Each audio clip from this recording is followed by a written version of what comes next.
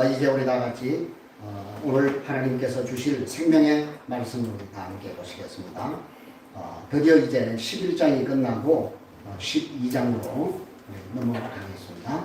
히브리서 12장 1절 말씀에서 13절 말씀까지 이 살아계신 하나님의 말씀을 우리 다 함께 한 음성으로 합독하실 때 성령께서 개개인에게 말씀하시는 세미한 음성을 들으실 수 있는 저와 여러분 되시기를 바랍니다. 이러므로 우리에게 구름같이 둘러싼 허다한 증인들이 있으니 모든 무거운 것과 얽매이기 쉬운 죄를 벗어버리고 인내로서 우리 앞에 당한 경주를 하며 믿음의 주요 또 온전하게 하시는 이 예수를 바라보자. 그는 그 앞에 있는 기쁨을 위하여 십자가를 참으사 부끄러움을 개의치 아니하시더니 하나님 보좌 우편에 앉으셨느니라. 너희가 피곤하여 낙심하지 않기 위하여 죄인들이 같이 자기에게 거역한 일을 참으신 일을 생각하라. 너희가 죄와 싸우되 아직 피 흘리기까지는 대항하지 아니하고 또 아들들에게 권하는 것 같이 너희에게 권면하신 말씀도 잊었도다. 일러서되 내 아들아 주의 징계하심을 경히 여기지 말며 그에게 꾸지람을 받을 때 낙심하지 말라. 주께서 그 사랑하시는 자를 징계하시고 그가 받으시는 아들마다 채찍질 하심이라 하였으니 너희가 참음은 징계를 받기 위함이라. 하나님이 아들과 같이 너희를 대우하시나니 어찌 아버지가 징계하지 않는 아들이 있으리요. 징계는 다 받는 것이거늘 너희에게 없으면 사생자요 친아들이 아니니라. 또 우리 육신의 아버지가 우리를 징계하여도 공경하였거늘 하물며 모든 영의 아버지께 더욱 복종하며 살려 하지 않겠느냐. 그들은 잠시 자기의 뜻대로 우리를 징계하였거니와 오직 하나님은 우리의 유익을 위하여 그의 거룩하심에 참여하게 하시느니라. 무릇 징계가 당시에는 즐거워 보이지 않고 슬퍼 보이나 후에 그로 말미암아 연단받은 자들은 의와 평강의 열매를 맺느니라. 그러므로 피곤한 손과 연약한 무릎을 일으켜 세우고 너희 발을 위하여 곧은 길을 만들어 저는 다리로 하여금 으그러지지 않고 고침을 받게 하라. 아멘. 할렐루야. 우리는 지금까지 사실은 우리가 우리의 신앙의 삶 가운데 제일 안 되고 있는 부분을 우리가 지금 다루고 있는 것입니다. 그죠? 그게 뭡니까? 믿음으로 산다는 것이죠. 그죠? 우리가 입술로는 우리가 나는 믿음으로 살아. 나는 믿음이 있어. 그래서 마치 자기가 막 믿음이 굉장한 것처럼 그렇게 우리가 얘기하는데 사실은 그게 얼마나 우리가 잘못된 정의였는가 라고 하는 것을 여러분이 아마 이 히브리서 강해를 통해서 여러분이 아마 뼈저리게 느끼셨을 것 같습니다. 아닙니까? 그렇죠?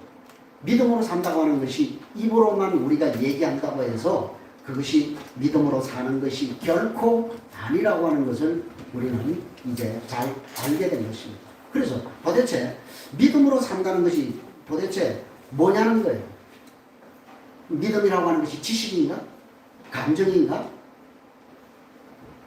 아니면 어떤 우리의 이상인가? 아니라는 거예요. 믿음은 결국 결론이 뭐라는 거예요? 믿음은 삶의 문제라는 거예요. 삶이 따라주지 않는, 삶이 받쳐주지 않는 믿음은 그건 가짜라는 거예요. 가짜. 우리 집사님과 오늘 아침에 오면서 이렇게 대화를 하면서 그런 얘기를 했습니다. 여러분, 교회 권사면 이게 남자로 치면은 장로에 해당하는 그런 직분 아닙니까? 그죠? 왜 직분을 받습니까? 그게 무슨 여러분, 명예직입니까? 명예를 가지기 위해서 권사라는 직분을 받고 장로라는 직분을 받고 그런 것입니까? 안수입자는 그런 직분을 받는 것입니까? 아니죠? 그렇다면 내가 명예를 위해서 내가 그래도 나이가 이 정도 됐는데 내가 권사, 장로, 안수집사 그거 정도는 여러분 정말 하나님 앞에 엄청난 아마 책망을 받을 각오를 하셔야 돼요. 그런 그것 때문에 여러분이 직분을 가지고 있다고 한다면 그건 하나님 앞에 정말 벼락 맞을 일이 아닐 수가 없습니다. 내가 장로가 되었다, 권사가 되었다, 집사가 되었다 라고 하는 것은 그의 직분에 걸맞는 삶이 그 사람에게 열매로 나타나야 된다. 그 삶이 따라주지 않으면 내 스스로 그 직분을 반납할 수 있는 그런 용기가 필요하다.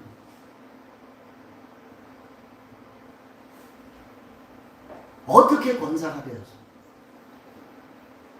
남의 것을 탐할 수가 있어. 그러고도 권사입니까? 그걸 죄로 여기지 않아. 부끄러워하지 않아. 아무렇지 않게 생각합니다. 그러니까 결국 여러분 믿음이라고 하는 것은 이론도 아니고 감정도 아니고 이상도 아니고 결국은 믿음은 우리의 삶의 문제라는 거예요. 삶이 수반되지 않고 동반되지 않고 따라주지 않는 그 지식은 가짜라는 거예요. 그러므로 여러분 오늘 우리는 정말 내가 믿는 그 가치에, 그죠? 여러분이 믿는 그 가치가 무엇입니까? 가치가 누구입니까? 예수 그리스도 아닙니까? 복음 아닙니까? 그죠? 내가 믿는 그 가치에 내가 얼마만큼 헌신할 수 있는가? 그게 여러분 가장 중요한 거예요. 여러분이 정말 진리라고 믿는 그 가치에 얼마만큼 내 삶을 동반시켜서 거기에 헌신할 수 있는가? 그것이 가장 큰 문제라고 하는 거예요. 그래서 오늘 이 히브리서 저자는 계속해서 우리에게 뭘 얘기하고 있는 것입니까? 너희의 영혼의 닻을 어디다 내리라는 거예요? 예수 그리스도께 내리라고 하는 거예요. 다른 것에 내리지 말고 예수 그리스도에게. 그래서 그 영혼의 닻이 예수 그리스도에게 내려지게 될 때 너희는 흘러 떠내려가지 않을 수 있다고 하는 거예요. 그래서 너희의 영혼의 닻을 예수 그리스도께 내리 꽂아서 흘러 떠내려가지 말고 그 예수를 깊이 생각하는 거예요. 그럴 때 우리가 뭐예요? 믿음으로 실제 삶을 살아갈 수 있다는 거예요. 네. 그래서 그 얘기를 하고 믿음으로 살아간 우리의 믿음의 영들을 얼마나 열거를 했습니까? 그죠? 그래서 우리가 그 수많은 우리의 믿음의 영들을 고찰했는데, 그죠? 그 믿음의 영웅들의 삶의 공통점이 하나가 있었더라고요. 그죠? 그게 뭐예요? 그들은 믿음을 여기에 갖고 있는 것이 아니라, 여기에만 갖고 있는 것이 아니라 실제 삶으로 그것을 뭐요? 살아냈다는 거예요. 네. 그뿐이 아닙니다. 그래서 그들은 세상 사람들이 볼 때, 세상은 저 사람을 도저히 감당할 수 없는 사람이야.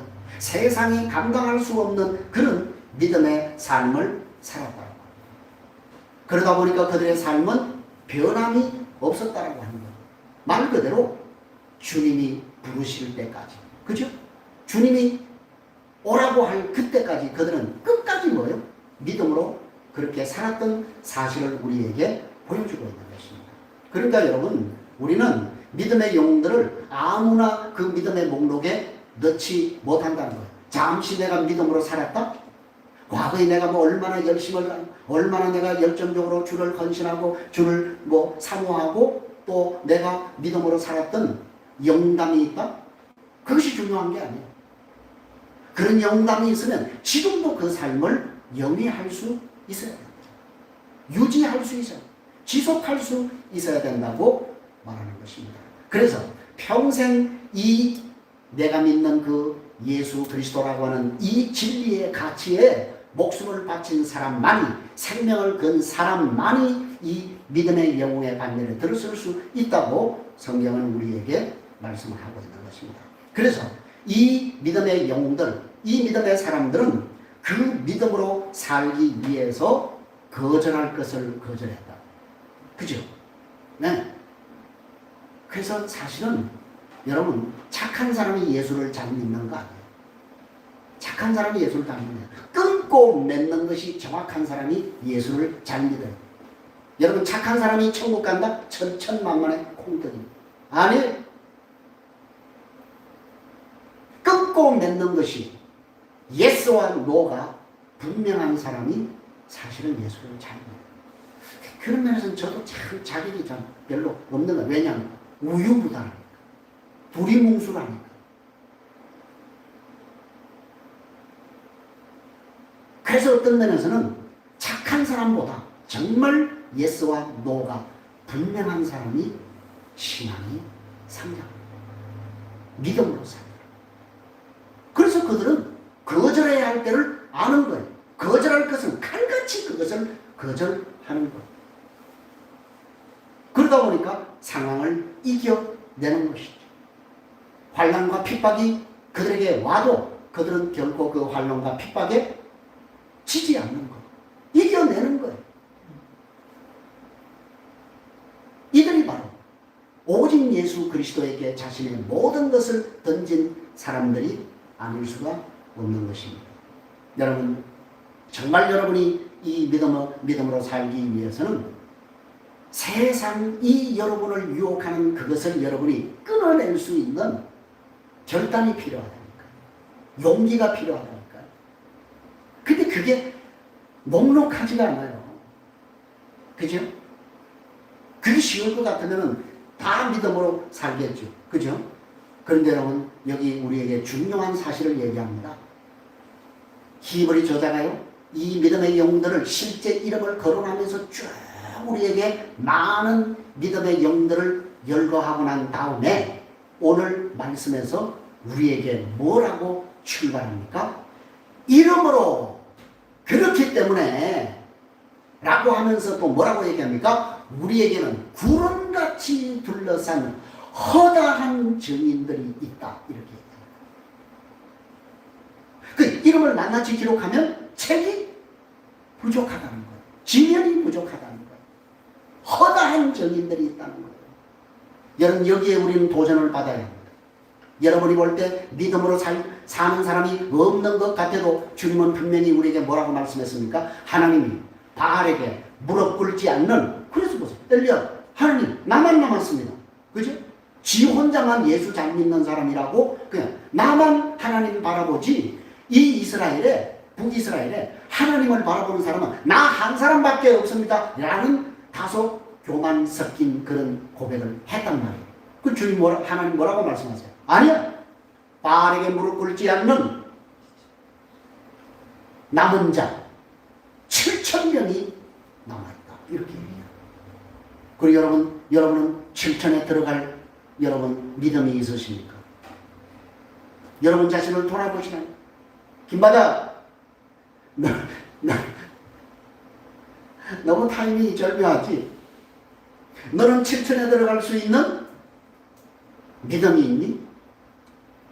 라고 주님이 물으신다, 그 말이에요. 목사님이 묻는 게 아니고 주님이 물으신다. 응? 분명히 주님은 그 시대마다 바알에게 무릎 꿇지 않는 허다한 정인인 7천이 남아있다고 말씀하십니다. 우리의 관건은 뭐예요? 내가 그 바알에게 무릎 꿇지 않는 7천에 들어가는 허다한 정인에게 들어가는 그런 기쁨을 우리가 누릴 수 있어야 된다. 할렐루야. 그러니까 여러분, 실제로 우리가 볼 때, 여러분이 볼 때 나는 믿음으로 사는데 왜 저 사람들은 믿음으로 살지 못하지? 이렇게 생각하는데 그렇지 않다는 거예요.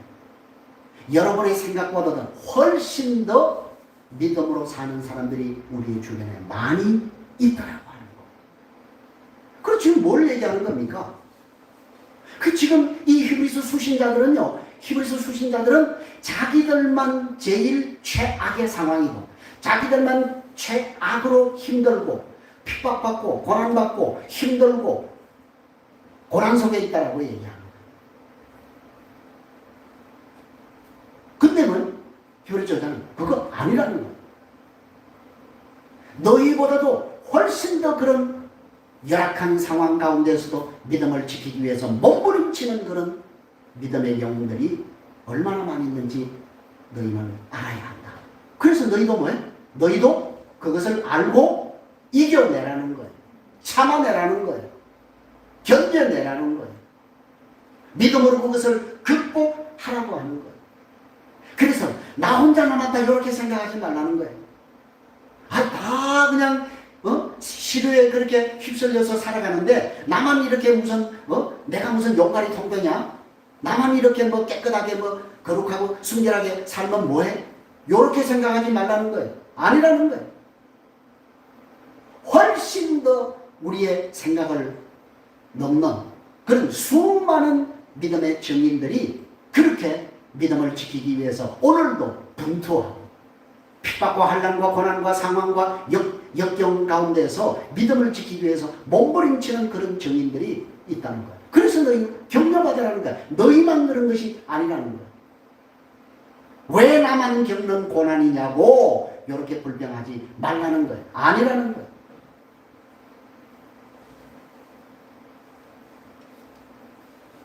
그러나 여러분, 지금 히브리서 저자가 이렇게 믿음으로 살지 못하는 사람을 책망하려고 하는 게 아니에요. 이 저자의 궁극적인 목표는 그들이 그 허다한 증인들처럼 살기를 소망하는 거예요. 격려하는 거예요. 위로하는 거예요. 소망을 주는 거예요. 야, 봐라. 너만 그런 거 아니야. 수많은 너희 주변의 사람들이 이런 상황과 환경 가운데에서도 믿음을 지키고 있지 않냐. 그러니까 너도 힘을 내라는 거예요. 그래서 이 상황을 이겨내라고 우리에게 말씀을 하고 있다는 것입니다. 자, 그러면 어떻게 해야 우리가 이 믿음의 영웅의 반열에 들어가는 삶을 실제로 살아갈 수 있는가에 대해서 먼저 히브리서 12장 1절에서 3절에서 우리에게 세 가지 권면을 말씀을 하고 있는 것입니다. 그죠? 자, 세 가지 여러분 한번 찾아보세요. 첫째는 뭐예요? 벗어버리기. 그죠? 두 번째는요, 인내로 경주하라는 것이죠. 세 번째는요, 바라보고 생각하는 것. 그죠? 자, 뭐라고요? 벗어버리고, 인내로 경주하고, 바라보고 생각하는 것. 제목을 그렇게 제가 쓰려고 했는데 너무 길어서 그냥 바라보고 생각하라 라고 제가 썼습니다만, 원래 제목은 벗어버리고, 인내로 경주하고, 바라보고 생각하라. 이거예요. 이게 지금 이렇게 우리가 살아갈 때 우리는 믿음으로 살아갈 수 있다고 얘기하고 있는 것입니다. 자, 그럼 오늘 이 세 가지를 우리가 조금씩 살펴보도록 하겠습니다. 먼저 우리에게 뭐라고 얘기합니까? 벗어버리라는 것입니다. 우리가 벗어버려야 될 것이, 여러분이 믿음으로 살기 위해서는 제일 먼저 여러분이 벗어버려야 할 것이 있다라고 하는 거예요. 그게 뭐예요? 죄예요. 죄. 그런데 이 죄를 가리켜서 오늘 이 저자가 두 가지로 우리에게 설명을 하고 있어요. 그죠? 자, 죄는 첫째 어떤 것이라고 했습니까? 우리를 무겁게 한다고 했습니다. 그 다음에 우리를 얽매이게 한다. 이렇게 얘기를 하고 있습니다. 그죠? 자, 그래서 우리를 무겁게 하는 죄다. 이렇게 얘기를 합니다. 자, 여기 무거운 것이라고 하는 그 단어의 원문의 의미가 뭐냐면은 우리가 운동이나 훈련을 통해서 제거해야 할 몸의 군살들을 얘기하는 거예요. 의미하는 거예요. 지금 뚱뚱한 사람을 지금 제가 얘기하는 게 아니에요. 오해하지 마세요. 자, 이 얘기는 여러분, 예를 들어서 우리가 여러분 운동 경기 하는 사람이 그냥 군살이 그냥 덕지덕지 붙어 있다. 여러분, 이 사람 운동 경기에서 좋은 성적을 낼 수 있을까요? 절대 낼 수 없습니다. 그래서 운동선수는 전부 뭐예요? 아주 늘씬하죠. 왜? 뭐가 없어요? 지방, 군살들이 없는 거예요. 그걸 덕지덕지도 않고 어떻게 100m 달리기를 하겠습니까? 어떻게 마라톤을 하겠습니까? 그죠? 그래서 이것은 훈련, 운동을 통해서, 그죠? 내 노력을 통해서 이것은 뭐예요?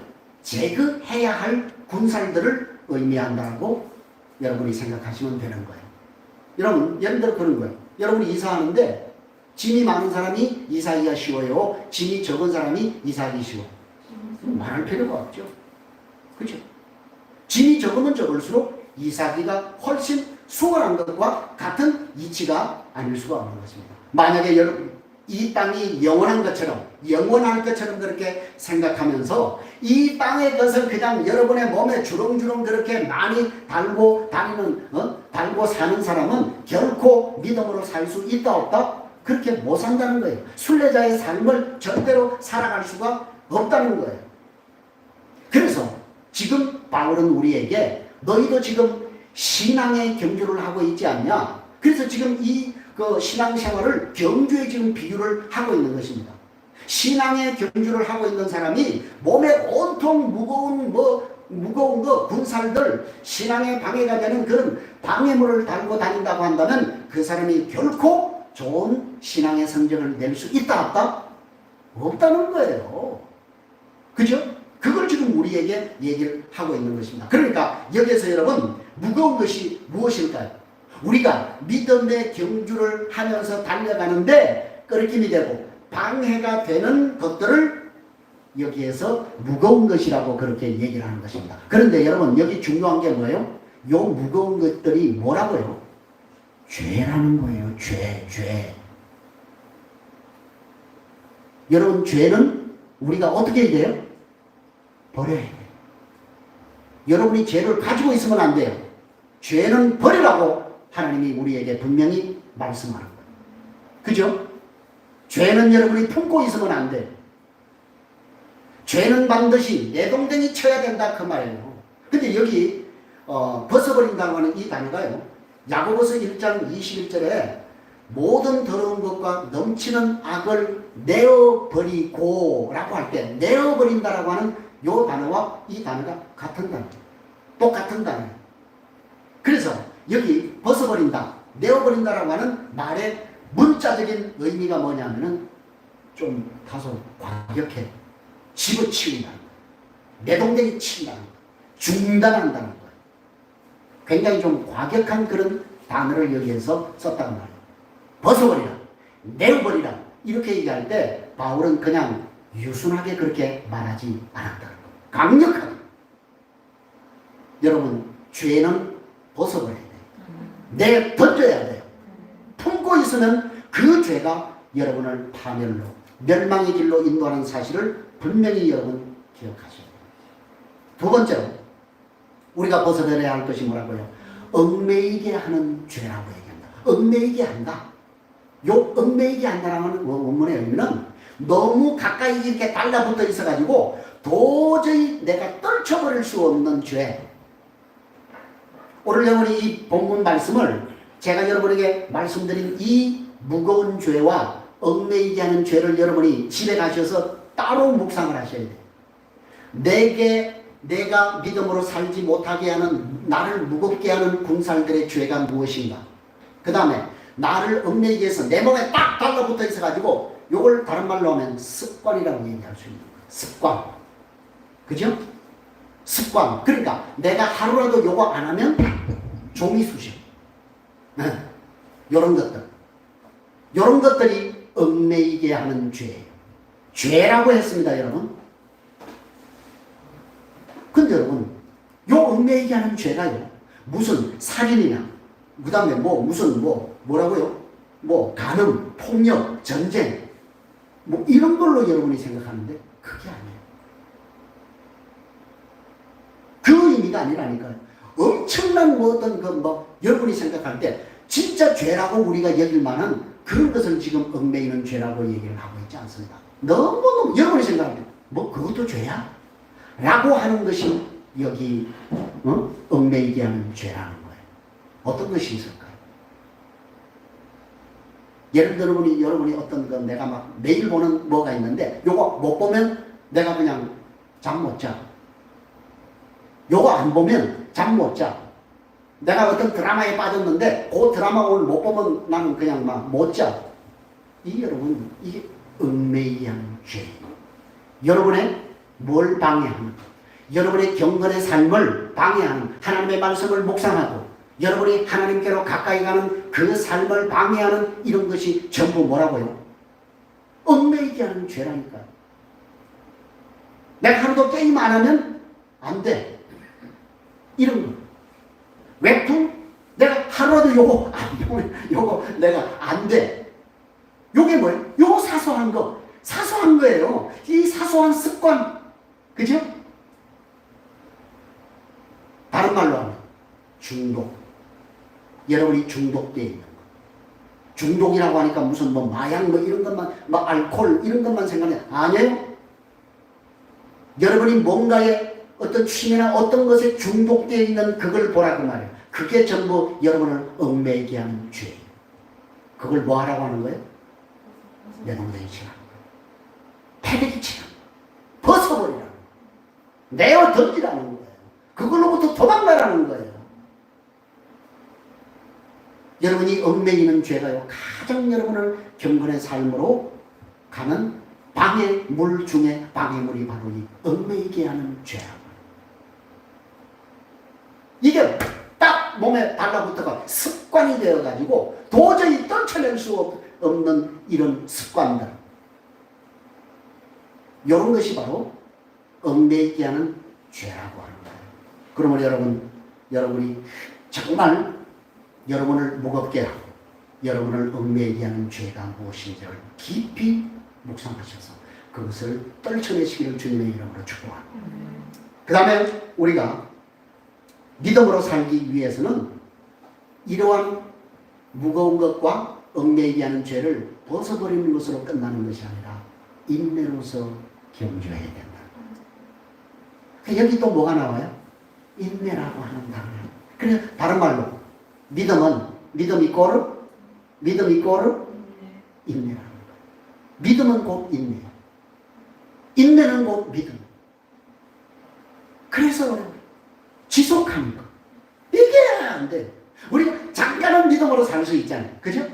잠깐은 그냥 몸이 뜨거워가지고 믿음으로 산다고 그냥 할렐루야, 놀렐루야 할 수 있잖아요. 근데 그 믿음을 내가 지키는 거, 지속시키는 거, 인내하는 거, 그것은 쉽지 않다는 거예요. 왜 이렇게 자꾸 얘가 춤을 추나. 그죠? 여러분, 우리가 하루 이틀 예수 믿다가 그만둘 수 있는 것 같으면 한번 그렇게 믿음으로 살아갈 수 있지 않겠어요? 그죠? 그런데 이게 하루 이틀 우리가 예수 믿다가 그만둘 그런 믿음의 삶이 아니잖아요. 언제까지 우리가 믿음을 지켜야 된다고요? 그렇죠. 주님 오실 때까지. 주님 재림 때까지. 그래서 바울이 우리가 지금 아침에 묵상하고 있는 데살로니가 전서에서 뭐라고 얘기합니까? 주께서 강림하실 때까지. 다른 말로 여러분이 개인적인 종말에 여러분을 대입시킨다고 한다면 주께서 나를 부르시는 때까지 인내로 경주해야 된다라고 우리에게 말씀하고 있는 것입니다. 사랑하는 성도 여러분, 정말 우리가 우리의 삶을, 우리의 그 믿음의 삶을 평생 인내로서 경주할 수 있는 믿음을 우리가 갖지 못하면 우리는 믿음의 경주에서 절대로 우리는 그 믿음을 지속시킬 수가 없고 결국 그 믿음의 경주에서 탈락해서 흘러 떠내려가는 삶을 살아갈 수밖에 없다라고 합니다. 그래서 믿음은 인내의 경주라는 거예요. 여러분 보세요. 우리가 지금까지 살펴봤던 그 믿음의 영웅들의 특징이 뭐예요? 하나같이 인내로서 자신에게 주어진 삶을 끝까지 인내하면서 살았다는 거예요. 그러니까 인내가 어려워. 절대로 인내는 그냥 그저 우리에게 그냥 내가 그냥 믿음만 가지고 있으면 인내가 그냥 그저 우리에게 주어지는 것이 결코 아니라고 하는 거예요. 그러면 여러분, 우리가 이 인내로 경주할 수 있는 뭔가가 있어야 된다 그 말이에요. 그렇죠? 그게 없으면은 절대로 우리가 인내로 믿음의 경주를 할 수가 없는 거예요. 그렇죠? 그렇죠? 안 그렇습니까, 여러분? 뭔가가 있어야 돼요. 자, 여러분 보세요. 바울과 실라가 복음을 전하다가 빌립보 감옥에서 험신 두들겨 맞아서 피투성이가 돼가지고 그 상황에서도 뭐 했다? 어떻게 그런 짓을 할 수 있어요? 아니, 자기가 무슨 그냥 도둑질 하다가 붙잡혀가서 험신 두들겨 맞았으면 자기가 잘못했으니까 뭐 하다가 잡혀갔다? 복음 전하다가 어떻게 그런 찬송을 할 수 있었냐 그 말이에요. 사랑하는 성도 여러분, 그들이 어려워도 참고 또 이긴 이유가 무엇입니까요? 아니 여러분, 운동선 이번에 우리나라가 그냥 월드컵 무슨 이 동계 이거 뭡니까 스케이트 하는데 최민정이 보니까 어마어마하게. 5명, 이렇게 뭐, 앞에 4명이나 5명이 이렇게 해서 그 꼴찌 가까이 이렇게 갔는데, 그걸 막, 하더니 막, 쇼를 해가지고, 우승을 하더라고요. 아, 팬이 됐어요. 얼마나 그냥. 여러분, 운동선수가 어떻게 그렇게, 여러분, 운동선수들이 지금 태릉선수촌이나 우리나라의 그 진천 이 선수촌에서 훈련하는 아이들, 그 사람들 가끔 여러분 훈련하는 그 보여주잖아요. 지옥 같은 훈련을 하잖아요. 왜 그들이 그 지옥 같은 훈련을 참고 있냐고 견디냐고. 뭐가 있기 때문에? 목표가 있기 때문에. 목표. 그러니까 여러분이 왜 믿음으로 못 사냐? 여러분에게 목표가 없는 거예요. 목적이 없는 거예요. 그냥 사는 거예요. 목적이 분명하고 목표가 분명하면 그 목표와 목적을 위해서 우리는 충분히 인내하며 살아갈 수, 경주할 수 있다는 거예요. 그래서 보세요. 지금 여기에 그래서 이 우리가 벗어버리는 것, 인내하는 것, 이 모든 것이 전부 어디에 막혀 있느냐? 2절과 3절 여기 담겨 있다고 말이에요. 그렇죠? 자, 그러니까 인내는 무엇하고 연결이 되어 있다는 거예요? 소망하고 연결이 되어 있다고 말해요. 절대로 여러분 소망이 없는 사람은 뭐 할 수 없다? 인내할 수 없는 거예요. 그렇죠? 그러나 반대로 소망이 있는 사람은 뭐 할 수 있다? 인내할 수 있다. 그렇죠? 자, 보세요. 그러니까 이 인내와 소망은 짝을 이룰 수밖에 없는 거예요. 그러면 자, 여러분 히브리서 저자가 제안하는 믿음의 영으로 사는 가장 핵심적인 말씀이 2절 3절에 있는데 그거 한번 다시 우리가 한번 보십시다. 자, 시작. 믿음의 주요 또 온전케 하시는 예수를 바라보자. 그는 그 앞에 있는 기쁨을 위하여 십자가를 참으사 부끄러움을 게의하지 아니하시더니 하나님 보좌 우편에 앉으셨느니라. 너희가 피곤하게 낙심하지 않기 위하여 죄인들이 같이 자기에게 거역한 일을 참으신 일을 생각하라. 자, 보세요. 여기 이 저자가 제안하는 믿음의 영으로 사는 법의 핵심이 뭐예요? 핵심이 뭐예요? 바라보고 생각하는 거예요. 바라보고 생각하는 거예요. 무엇을 바라보고 무엇을 생각하라는 거예요? 누구를? 예수를. 우리의 소망이신 그 예수 그리스도를 우리가 생각하고 바라보며 살아갈 때 우리는 뭐하는 삶을 살 수 있다? 인내하는 삶을, 인내신앙의 경주를 할 수 있다고 우리에게 말씀하고 있는 것입니다. 그러니까 여러분 오늘 여기 바라보고 생각한다는 말은 삶을 지배하는 전부가 되게 하라는 거예요. 그것이, 그 소망이, 그 예수가. 그 여러분 우리가 믿음으로 살지 못하는 이유 가운데 하나가 바로 불분명한 확신.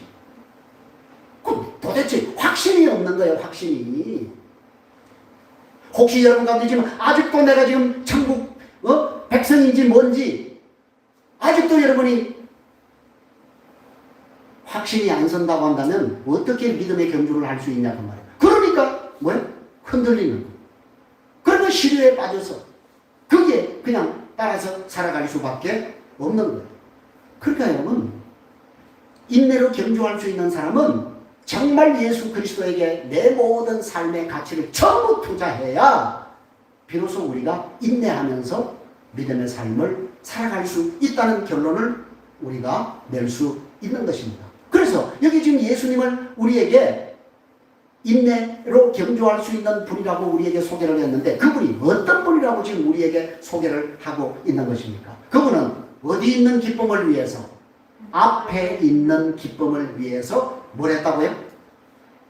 참기를. 그렇죠. 부끄러움을 참는 것을, 그죠? 부끄러움을 개의치 않았다 이렇게 얘기했습니다. 여러분에게 그것이 있냐 그 말이에요. 여러분에게 이런 가치가 있냐 그 말이에요. 그것이 있을 때 우리는 인내할 수 있고 두려워하지 않을 수 있고 부끄러워하지 않을 수 있고 지금도 여러분이 그냥 시장에 가서 밥 먹는데 그냥 기도하는 것도 그냥 누가 뭐라고 볼까 이러고 밥을 먹냐? 그러고 밥 먹습니까? 이 말은 이렇게 먹나? 저 정도는 돼야지. 그럼 정상적으로 기도를 해야지. 누가 볼까? 차라리 하지 마. 그러려면 하지 마. 임받아. 네가 그렇다는 게 아니고, 예를 들어 이제 그렇다는 얘기야. 응? 그렇게 하는 것도 아예 하지 말라 그 말. 사랑하는 여러분, 왜 여기서 지금 히브리 저자가 예수 그리스도를 소개하고 있는 것입니까? 굉장히 중요한 거예요. 우리도 그분과 같이 살아야 합니다. 그래야 우리가 천국에 갈 수 있기 때문에. 그것이 바로 믿음으로 사는 것이기 때문에 여러분, 정말 그래서 우리가 그 예수를 소망하며 바라보게 될 때 우리는 그 소망을 인해서 믿음의 삶을 영위할 수 있게 된다라고 하는 거예요.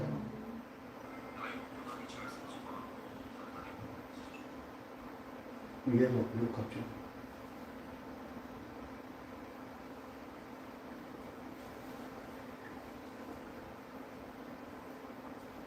이거 켜놨는데 왜 엉뚱한 게 이렇게 나와요?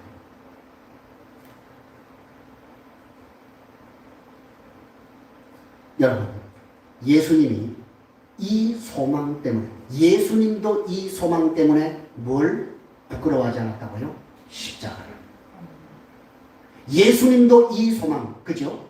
앞에 있는 그 기쁨을 위해서 십자가를 전혀 부끄러워하지 않고 지셨다고 우리에게 말씀을 하고 있는 것입니다. 그렇기 때문에 그런 예수를 바라보고 그와 같은 소망의 사람이 되는 것이야말로 우리의 삶을 믿음의 영으로 사는 길이라고 오늘 저자는 우리에게 소개를 하고 있는 것입니다.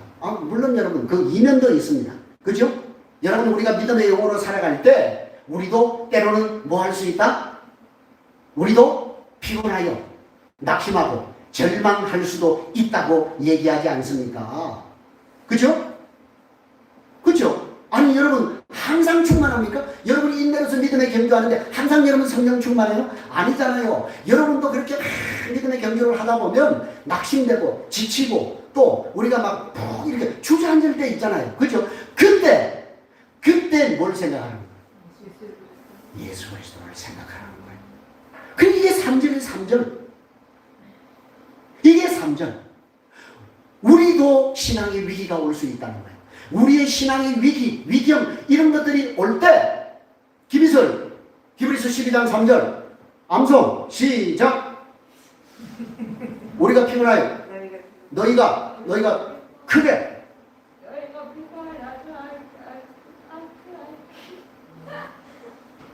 않기 위하여 죄인들이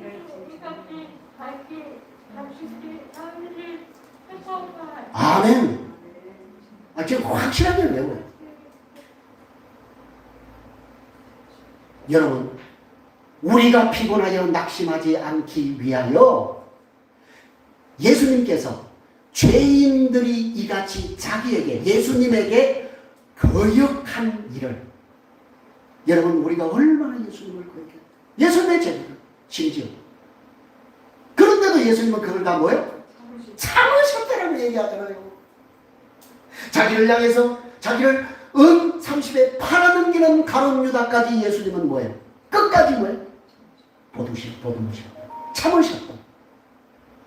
그건 아니에요. 그걸 생각하라는 거예요, 여러분. 그러므로 여러분, 믿음으로 사는 길은 좁은 길이, 넓은 길이 아니고 장밋빛대로가 아니고 그걸 우리가 기억해야 된다는 것입니다. 그래서 우리는 그 길이 좁은 문이고 좁은 길이기 때문에 우리는 인내로서 그 길을 걸어가야만 한다고 얘기를 하고 있는 것입니다. 사랑하는 성도 여러분, 이 히브리서가요 사실은 무슨 얘기냐면 낙심한 사람들의 얘기예요. 그래서 이거 지금 기록한 거 아니에요. 지금 막 신앙생활을 너무 잘하고 있는 사람들을 위해서 쓴 서신이 지금 편지가 히브리서예요? 아니에요. 지금 신앙생활 잘하다가 뭐 한 사람? 낙심하고 절망하고 좌절하고 이 사람들을 위해서 쓴 이야기라니까요. 그러니까 흘러 지금 떠내려가고 있는 사람들 얘기다 그 말이에요. 그러니까 오늘 이 사람들이요 그렇게 낙심하고 흘러 떠내려가게 된 배경이 있다고요. 배경. 왜 그들이 그렇게 흘러 떠내려가게 됐는가? 오늘 본문에 나오는데 그게 뭐냐면 바로 그들이 뭔가를 하나를 오해했다는 거예요. 그게 뭘까요? 그게 바로 하나님의 징계에 대한 올바른 이해가 부족했다는 거예요. 하나님의 징계를 그들이 오해했다는 거예요. 그래서 그들은 지금 하나님의 그 징계를 오해해서 그래서 결국 낙심하고 절망해서 흘러 떠내려가고 있다라고 하는 거예요. 한마디로 그들은 뭘 몰랐다는 거예요? 하나님의 징계가 우리들을 향한 사랑의 채찍이었다는 그 사실을 그들이 망각하고 있었다. 사랑하는 성도 여러분, 여기 징계라고 하는 말은 교육, 훈련 이런 뜻이에요. 그래서 이 단어는 주로 이제 그 어른이 그죠? 부모가 자식을 훈육하고 양육하고 꾸지람하고 그죠? 교육할 때 쓰는 단어가 바로 이 징계라고 하는 단어, 파이데이라고 하는 이 단어인데요. 여러분 이것은 굉장히 오늘 우리에게 있어서 중요한 거예요. 여러분 세상의 부모가 자기 자식을 향해서 매를 들 때 이놈 다리 요거 분질러 가지고 요 아주 그냥 불구를 만들어야지 요러고 자식을 때리는 부모 있습니까? 이 세상에 그 부모가 아니에요. 요즘은 막 세상이 이상해 가지고 그런 사람들이 간혹 있긴 하더라마는요. 그죠? 그건 제정신이 아니죠. 그게 정상적인 부모라면 자식을 향해서 채찍을 들 때 그 자식이 잘 되게 하기 위해서 사랑의 채찍을 드는 거예요. 그죠? 근데 솔직한 얘기는 자식들이 그 부모의 채찍든 심정을 안다 모른다? 100% 모르는 거예요. 내가 혹시 엄마 뱃속에서 나온 게 아니고 다리 밑에서 주워온 게 아닐까? 이렇게 의심합니다. 아니 여러분 의외로 그런 아이들이 그렇게 생각한다. 아니 우리가 지금 부모가 되었지만은 우리도 여러분도 어릴 적에 맞았을 때 여러분 아니 뭐 다리 밑에서 나를 뭐 주워가고 뭐 이런 얘기 생각은 여러분이 안 했을지 몰라도 그런 비슷한 거죠. 내가 혹시 엄마 자식이 아닌가 이렇게 의심할 수 있지 않겠냐는 거예요. 그 오해죠. 이런다는 거예요. 여러분 오늘 여기 굉장히 중요한 것은 왜 그들이 흘러 떠내려갈 수밖에 없었는가? 그 배경에는 바로 이 하나님의 징계에 대한 오해였더라고요. 이 얘기는 오후 시간에 마무리를 하도록 하겠습니다. 기도하겠습니다.